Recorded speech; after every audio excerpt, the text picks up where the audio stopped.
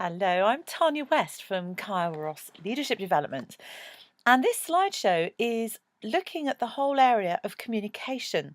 And as George Bernard Shaw says, the difficult thing about communication is the illusion that it has taken place. What exactly did he mean? Well, at the moment we can communicate in so many different ways. Here are just 10 of the most popular ways: Twitter, Facebook, messaging, emails, textbooks, instant messaging, letters, phones, video chats, even the old fashioned face to face talking.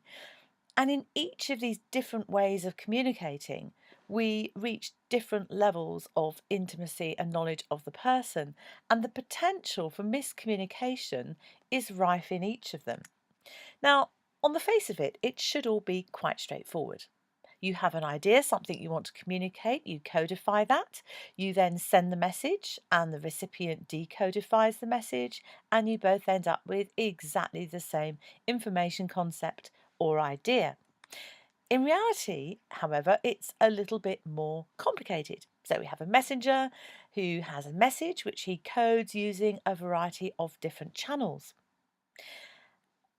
Then there needs to be a decoding process and the recipient needs to understand. But because of everything that happens in between, the picture that ends up with the recipient may look very different to the picture that the messenger had in the first place.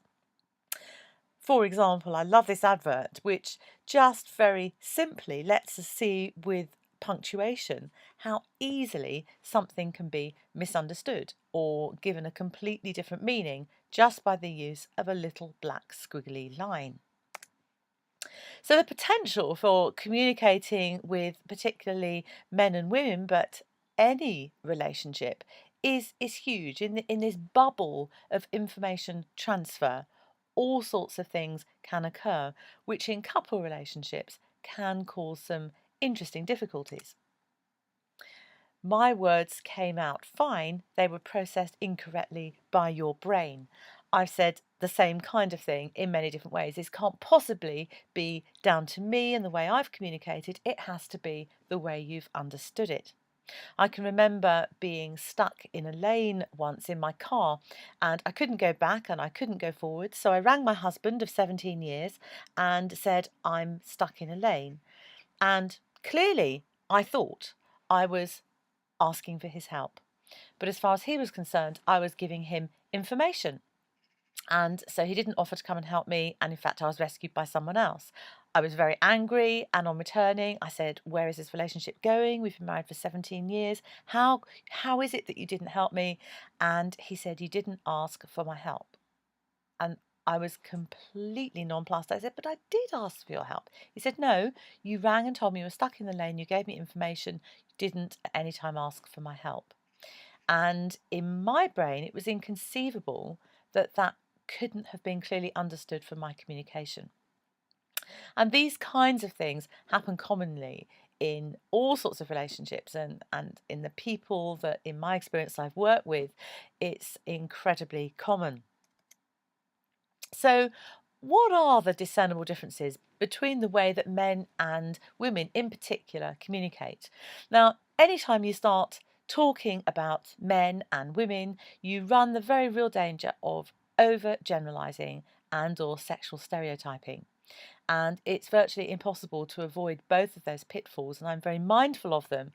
But it's interesting to me that someone like John Gray, who wrote Men Are From Mars, Women Are From Venus, sold thousands and thousands and millions of copies of that book. And when I asked myself, I wonder why he sold so many copies, I come up with the conclusion that it must be that somewhere it was resonating with people's lived experience. And so the kinds of differences I'm going to bring out in this presentation are the kinds of differences that are commonly brought out by writers like John Gray. So the tendency is for men to use words to give information. You may have seen the adverts, the humorous adverts of men standing to use a telephone while women sit down, because men are using their words to convey information, so they're not going too long on the phone, whereas women tend to use their words to convey concepts and ideas, and it's about building relationships, which is why they tend to sit down when on the telephone. And which is why also many women find themselves using words in a less than literal way. So, for example, I might find myself saying to my husband, "You never take me out." Now, I don't actually mean literally, "You never take me out." What I mean is, at this point in time, I'm feeling a little bit distanced, a little bit isolated, like we could do something to improve our intimacy together. What he hears is, "You never take me out," and possibly responds by saying, "But we went out last month on the 14th of August." And of course, that response doesn't help me at all. In fact, it inflames the situation and makes me feel angry because now I feel like I'm not being understood. So there does seem to be this fundamental difference. Women tend to use words to paint a big picture and to convey a concept, idea, or even a feeling. Men tend to use fewer words and express less feelings. Women, on the other hand, tend to use more words and express more feelings. I was reading something recently about the average man's quota of words being significantly less than the average female's. And that's all very well, but I can remember being at home with small children, and if there was a quota of words, then I certainly wasn't using them or using very many of them. And as soon as my husband came home from work, I sort of had all my quota of words left unused, and he'd used all his up. So there was a real disparity. And that was just interesting in our relationship. So again, with all these things, apply them to yourselves and think, do I seem to have a greater need to talk than my partner? Men tend to think through a problem and then share their solution. Then they're ready to talk about it.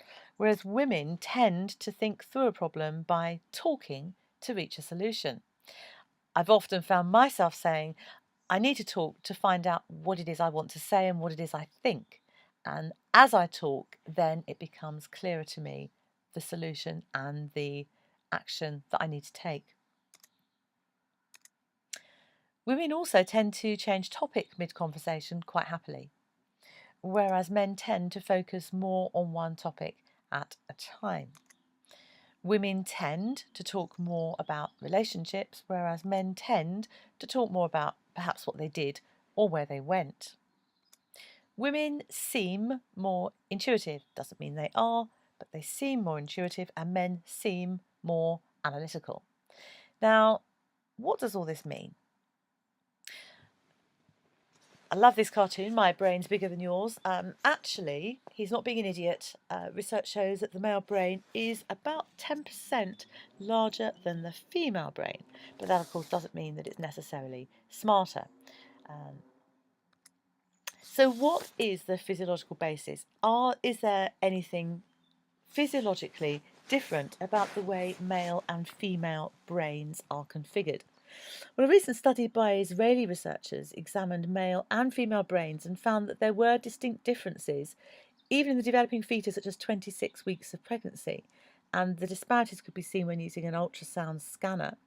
And they found that the corpus callosum, which is the bridge of nerve tissue that connects the right and left sides of the brain, had a thicker measurement in female fetuses than in male fetuses. Well, what does that mean? Well, it seems that females seem to have language functioning in both sides of the brain. And it seems that women tend to have stronger language skills, and it might be something to do with the way the brain is configured in this way. When it comes to performing activities that require spatial skills like navigating, men tend to do better. And it's interesting that women use the cerebral cortex for solving problems that require navigational skills, whereas men use an entirely different area, mainly the left hippocampus side of the brain. And that might be a reason why men tend to be more spatially aware and anecdotally are therefore better at map reading and navigation. Doesn't follow all the time, but there seem to be these slight differences, the way the brain is configured, which suggests that women are better at things involving language and men tend to be better at things involving spatial awareness. Well, what do we make of that? Well, I think perhaps what it does mean, if there are actual differences in the way the brain functions and the way the brain's configured, that results in behavioural differences, the propensity for men and women misunderstanding each other is fairly huge. Just want to outline 3 helpful pointers that might help us all communicate more effectively with our partner. The first one is let her talk. Don't try to fix her. And I've just got a little clip here, which is a humorous look at what listening's about. It's just, there's all this pressure, you know? And sometimes it feels like it's right up on me. And I can just feel it, like literally feel it in my head. And it's relentless. And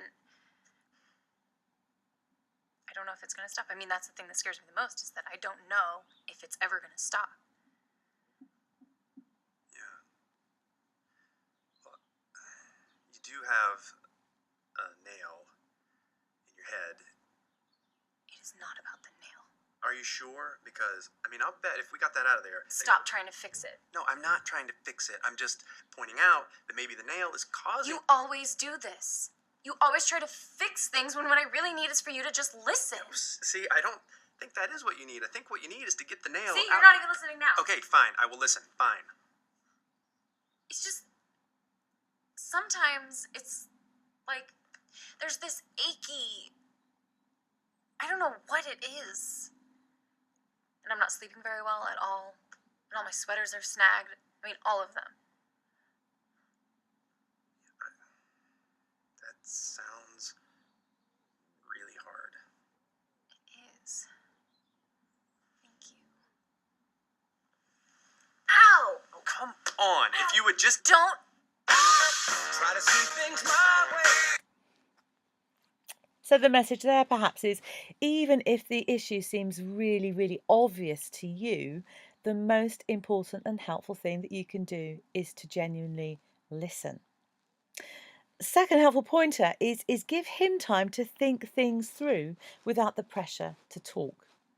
Because women tend to prefer to talk things through, there can be the tendency to pursue their partner and to almost corner him and really want him to talk it out with you, and even feel a bit rejected if it appears that's not what he wants to do. And sometimes men just need to have that cave time, that space to think it through for themselves, and when they're ready to talk, then they'll talk. So a helpful thing can be just to leave a chap to think it through, and he'll talk when he's ready to. And thirdly, understand that this is often about that. How many times have you found yourself having a conversation / disagreement about something very simple, like emptying the bin, something very ordinary, and it seems like there's a charge to the conversation that you're not really understanding. And that will be because it's not really about the bin, it's about something else. And a practical example, my husband was given a very, very expensive bottle of balsamic vinegar on a business trip. And he came back with it very proud, and he bought it out from time to time. And over the months, it sat on the bread bin and got a bit glurky, like these things do. And I was having a bit of a deep clean of the kitchen, which doesn't happen very often. But in my zest and zeal for clearing up, I came across this balsamic vinegar, and I thought, oh, this is disgusting. I'll throw it away. So I threw it away, and the guy came home later that day and said, well, where's the balsamic vinegar? And I said, oh, that was all glurky, so I threw it away. He said, what? I wanted that. That's important to me. But the bins had been collected, the balsamic vinegar had gone forever, and he was really disgruntled and upset. And to be honest with you, I thought, really? You should get a life. You should get out more if this is so important to you. Fast forward several months, and we are looking at something called the marriage course, which we were planning to run. And so we thought, well, we'll do this course for ourselves. And one of the exercises was to make a list of ways that your partner had intentionally or unintentionally hurt you. So we wrote a few things down, and then we had to write down ways that we had intentionally or unintentionally hurt our partner. Well, I really couldn't think of anything because pretty perfect, really. But then the idea was to exchange books and to pick one of the areas to talk to each other about and listen to each other. So, number one on Guy's list of things that I'd done to intentionally or unintentionally hurt him was the incident with the balsamic vinegar. Now, I could hardly keep a straight face because I thought this is ridiculous. But the exercise was you had to just listen to how your partner had been hurt by something that you had intentionally or unintentionally done. So I thought, do the exercise. So Guy started to talk about this incident. And I went from thinking, this is completely ridiculous, hardly able to keep a straight face, to as I actually listened and gave him the space to talk, he said things like, I feel that you don't value the things that I value. I feel that you don't show me that kind of respect. And at times I feel quite disrespected in our relationship. So, a conversation that I had months before thought was just about balsamic vinegar actually was a conversation about respect and valuing things that are important to other people. And in so many of our everyday conversations, particularly where emotion is involved, particularly where we sense there is a bit of an emotional charge, it's because what is seemingly about this is actually about that. And how we get to the that without focusing and becoming derailed on the this is to give the time to genuinely listen to what our partner is saying. And finally, it's really helpful to know where you are on your ladder of inference. So in this model, there's the world of observable data right at the bottom there. Now, this is just the facts, something that a video camera would record, things that actually happen. Now, because so many things happen in our lives and during our days, we tend to select the things that we're going to pay attention to based on our beliefs. And so we select a piece of behaviour of our partner for special attention based on our beliefs about them. So, for example, we were recently at Birmingham Airport and my husband observed me picking up a cuddly bear. And he particularly filtered that piece of information for special attention because he has a belief that I am irresistibly drawn to cuddly toys and have a need to buy them. And so he sees me with this cuddly toy and he adds a meaning. He makes it mean something based on his beliefs. And the meaning he made was that she is going to buy that bear. And he made an assumption that I was therefore going to pay any price because I was completely irrational.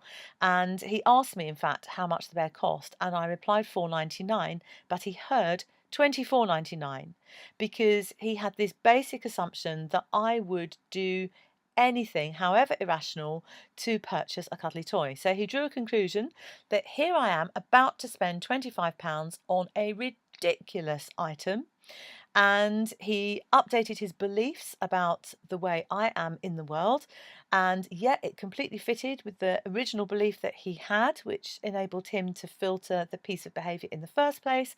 And he then takes some action from the top rung of his ladder of inference, and his action was to be really angry.